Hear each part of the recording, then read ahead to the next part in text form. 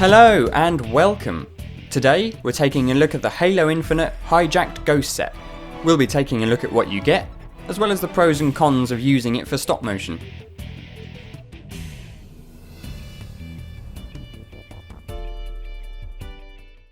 The set comes with a fully articulated metallic green Spartan, who's wearing an Anubis helmet, which is a new sculpt for Halo Infinite.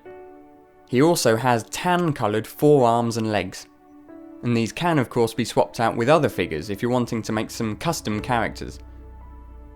I really like a good green military Spartan. The new sculpts are really detailed. I think the only thing lacking is that plain green grenade belt, but it is justified in a set of this price range. Meanwhile, the Brute Warrior comes with silver armour and a red shoulder pad unique to this set. When lifting his arms, the shoulder pad is so large it moves his chest armour. So far, every Brute Warrior has only come with one piece of leg armour. It's meant to show how the Banished are scavengers, but a lot of people seem to either love it or hate it. He also has a completely removable helmet to reveal... The one downside to the removable helmet is that it's slightly loose. And there's also a lot of movement with the chest armour, and when combined, both of these can make animating with this figure somewhat difficult.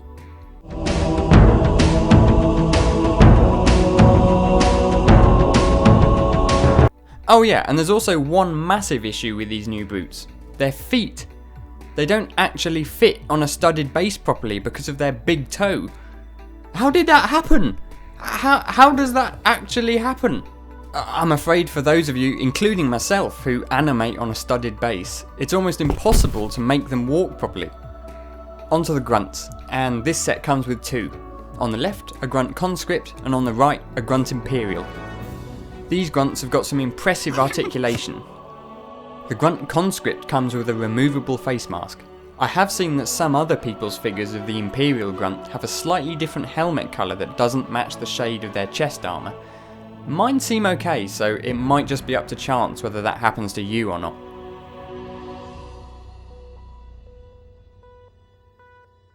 The Spartan comes with a black assault rifle with the tiniest attachment ever, which you're definitely going to lose if you don't put it on the rifle immediately. The Brute comes with a black shock rifle, and the grunts each come with a red plasma pistol.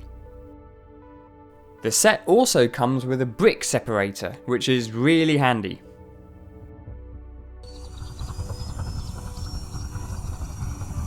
Now onto the Ghost. The Ghost's wings spin 360 degrees with no stopping peg. They are quite stiff, so it's unlikely you'll accidentally move them while animating. The body of the Ghost sits on a transparent smooth piece at the back and two firing mechanisms from the torpedo at the front. This means that pushing down on the Ghost will fire the pegs, which you'll then inevitably lose for years. Which is why they give you 6 altogether. The guns also look fairly decent without the pegs, so I definitely recommend taking the pegs out if you're going to animate some plasma firing out of them. I have to say I really like the moulded parts of this Ghost. I definitely get the appeal of having a built up Ghost from normal parts, but I do think it looks very nice and streamlined.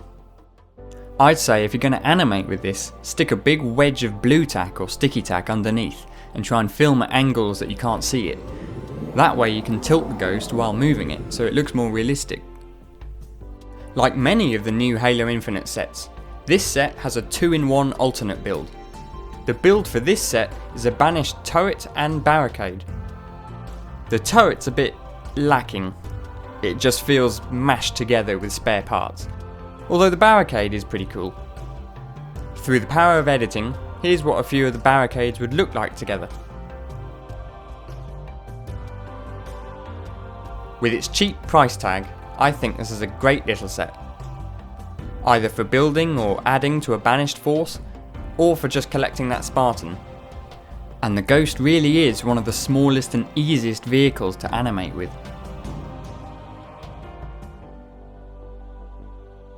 So just a quick message, this was something a little different.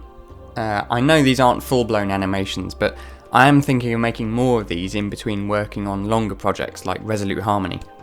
But I want to focus on reviewing these sets based more on their animation potential, and hopefully it's something informational and entertaining at the same time.